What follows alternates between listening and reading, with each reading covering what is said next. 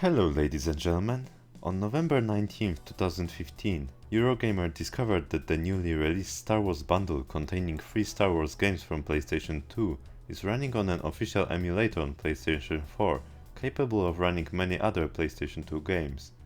It was confirmed by Sony the following day. Later in September of 2018, hackers discovered that Parappa the Rapper Remastered is running on the official PSP emulator with additional high-resolution texture pack. Now, during the last weekend, according to this article from VGC, hackers discovered an emulator for PlayStation 1 in the game files for the PS4 remake of Medieval, which is also capable of running other PS1 games at close to 4K resolution. The games tested included Silent Hill, Wipeout 3, and Spyro the Dragon. So let that sink in. Sony created emulators for PS1, PS2, and PSP that work on PS4.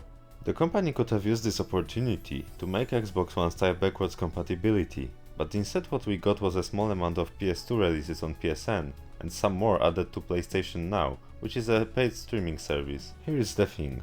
PlayStation 1 production stopped in March of 2006. PlayStation 2's production ended in January of 2013, and the repair service followed suit in September of 2018, meaning that all is left are the units that are already out in the market. Now granted, there are a lot of them as PS2 is to this day the best selling console, but they are all bound to fail eventually. The original PlayStation 3 that is capable of playing PS2 discs is also long out of production, and the repair service for it is no longer available. The newer models are gone as well, along with the repair services, and those are still capable of playing PS1 games. One could say that there is still PC emulation, and while it is possible to emulate PS1 without getting the BIOS of the console, in case of PS2 it is a necessity, and getting it could result in damaging of the console. It is still possible to buy brand new physical copies of PlayStation 2 games for cheap, so having an option to play them natively on PlayStation 4 would come a long way.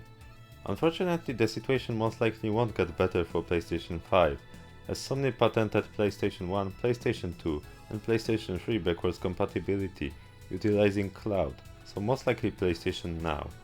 I guess the console could accept the discs and the cloud would handle the compute, but that sounds unlikely and counterproductive. Also, I am aware that the backwards compatibility on Xbox One is not perfect, as there is licensing to consider, and some games are easier to emulate than the others, but it doesn't change the fact that Microsoft made a solid attempt and the results are very respectable. You would think that Sony would be more considerate of game preservation given that the big focus of the PlayStation brand are exclusives that are heavy on storytelling, but I guess that's just wishful thinking.